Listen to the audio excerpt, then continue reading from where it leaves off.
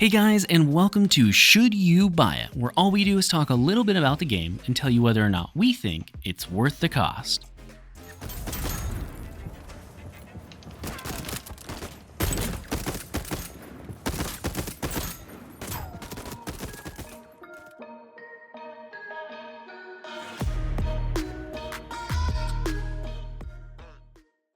In this episode, we'll be playing Voidtrain, the story-driven survival game where your goal is to, as you would guess, build a massive train in order to help you survive in the void. Now, the first question that we always cover in these videos is what stage of development is the game in? And in this case, Voidtrain is currently in early access and available on PC for $30. Now, if you guys want to save money on games, you should check out Humble Bundle in the description below. Humble Bundle will not only help to give you a discount on games sometimes, but will also help charity and support this channel.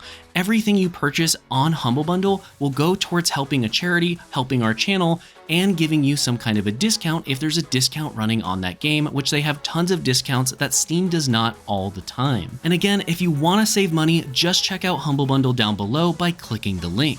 But what exactly is the game? Well, Voidtrain is a rather simple game at its core with a very unique concept to it. You'll quickly find yourself accidentally stumbling upon a train that takes you into, well, the void. And once you're inside, it's your job to figure out what happened and why this is actually happening to you. In order to do that, your only option will be to proceed further into the void, and it does have quite a few challenges, so it may not be too easy. You really shouldn't stress too much though about the dangers of the void, as on your journey you'll be accompanied by a mysterious narrator. As the name suggests, this voice will give you some tips and tell you what you should be doing next, as well as just narrating what's going on with the story. Most of the major plot points, though, will be taking place inside of stations. Stations will also essentially act as a connecting point between two different spaces within the void, and you'll reach one periodically throughout your time in the game. Outside of the storyline, though, you'll be able to gather resources by literally swimming through the void. These resources can then be used to build new things on your train and research new things so that you're able to build them. For an example, you could build an entire steam engine or even just build some storage for you to keep things organized. In other words, you can both upgrade your train itself and the structures that you're able to build on, or you could build deployable structures onto your train such as smelters, labs, and work tables. Just swimming around the void though is not going to cut it, as you'll be able to get more items and unique rare items throughout the game by doing things like solving puzzles, completing arenas, attacking other trains, and even raiding outposts. Sometimes when doing these activities, you can get special loot in the form of an additional weapon attachment, while other times you can get a chest that you'll be able to open for some rare bonus items. The game even tries to implement a gun attachment system where you'll be able to actually build your own weapon and customize it from the ground up. To do this, you'll just simply plug in attachments and then be able to build the weapon you want or remove attachments from another gun in order to transform it into the gun you want. This means you can turn a shotgun into an assault rifle or an assault rifle into a shotgun. You're also going to want different weapons for different situations too, since there's always danger lurking around every corner within the void. As far as for what you can expect when it comes to those dangers, the main things you're going to be fighting will be other humans as well as little sharks that will attack your train. Oh shit! There are some other creatures like bugs during the arena fights, but for the most part you won't see these very often, and the main thing you'll be fighting is going to be those humans or sharks in order to protect your train. Alrighty, now let's move to the pros and cons section of the video. First up for the pros is that the narrator added a great feeling of life and intrigue into the game. Personally, I thought the voice absolutely fitted the way the game was trying to portray itself as a fun, exciting adventure without the overwhelming intensity that you would expect in a more intense game like Dark Souls or something. Well, at least he won't be needing a revolver anymore. To me, the narrator is definitely a huge plus, as it just really breathes some life into the game.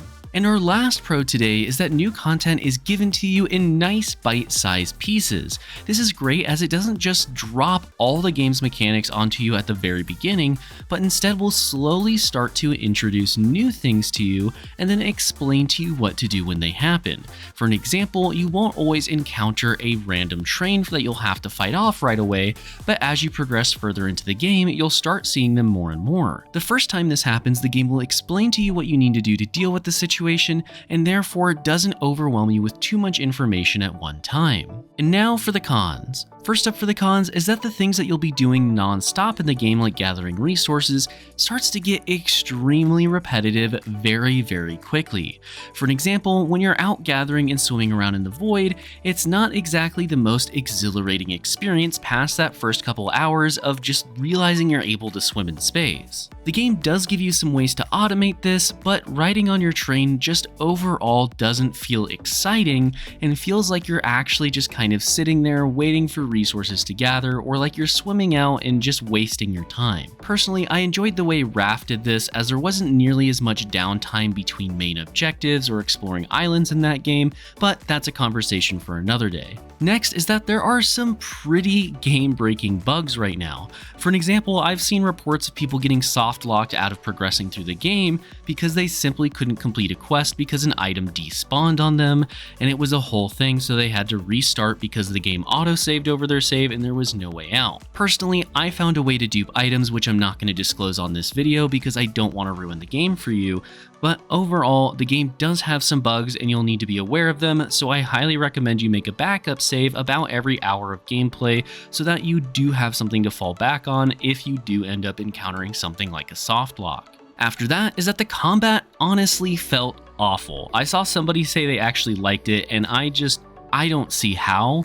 I've played tons of shooter games in my life, but personally, this has to be one of the worst ones I've experienced. The bullet travel time feels weird, the actual gameplay itself feels weird, the weapons don't really feel that rewarding to get, and overall, I just did not like the gunplay. This is a very subjective one, and I understand that, but personally, I think the gunplay in this case was probably some of the worst I've ever seen, unless we're talking about like Roblox or something here. Following that is that the game just gets visually boring. After the initial experience of being in a void/space environment wears off, there's really nothing new to see. There's no real new scenery, and the game is just the same thing over and over again. I understand why this is the way it is, but I do think with all the little destroyed environmental aspects floating around in the void, that they could add in some more textures, some more objects, or maybe even add void biomes, where maybe one biome has some trees in it that are floating around and another has the wreckage of a modern society. Anything like that would definitely help. Next is that there is currently only 10 hours of content available for you to play through, at least as far as the story goes.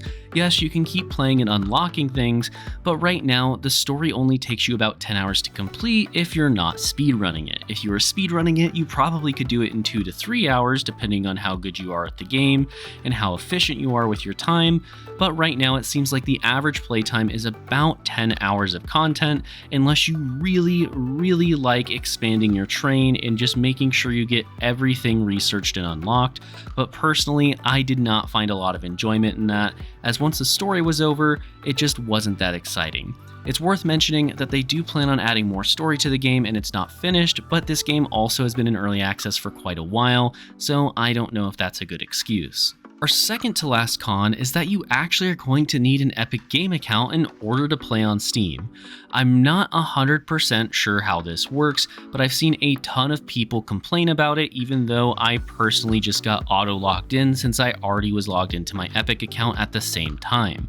In other words, if you don't have an Epic account already made, you're gonna have to make one even if you buy the game on Steam, which to me is dumb and not an exciting way to play, as otherwise why wouldn't I have just bought it on Epic if I wanted to play on an Epic account? And finally for the cons is that the train stations and arenas all are essentially identical, with some ever so slight changes every time you visit them. We're talking like, hey, they moved a little thing over here, like a generator that was decoration, to this corner. Not like, hey, a slight change in the environmental biome or something like that. No, we're talking like straight up identical. There was no real variety outside of the story parts of the train stations, but once you finish those, they are all completely identical every time you go in. and it just seems pointless to me. Same thing goes for the arenas, which are these little things where you fight bugs to get rewards, and they're all the same exact arena or two, and to me, that's again, not exciting, not a fun way to play the game, and I think these things need to be updated if they want to make it more replayable and give you more reason to want to progress further into the game. So now it's time for the rating for the game, and when we rate games, we want to get 1 hour of enjoyment out of every $1 that the game costs. So for this game in particular, in Voidtrain, we would want to get roughly 30 hours of enjoyment out of the $30 cost of the game. And after completing all of the available story for this game, as well as playing a little bit more, we give it 4 out of 10 potatoes. Unfortunately, Voidtrain was a letdown of a game for us. It is clearly inspired by one of the most successful story-driven survival games, which we've all probably played if you're watching this video, and that is Raft. By the way, if you haven't played it, go play it. Raft's a great game. It's pretty much just this, but better in every single way. Sadly, it doesn't live up to that potential, and it just doesn't execute on so many things that Raft does on. The game has a lot of issues aside from all of that, and considering it's been in early access for quite a while now, and the game is still pretty disappointing at this point, I feel that Voidtrain is probably not worth the cost. Before you guys go, I do want to give you a quick thank you for watching the video. Like it if you liked it, dislike if you didn't, and share if you've got some friends that might be interested. Either way, I want to give a big shout out to our Platinum and Above channel members, which currently include Caustic FPV, Jonathan S, Gerald89, AZ Blackbird, and Jim Phillips. Thank you all so much for watching once again. I'm Game Advisor, and I'll see you in the next one.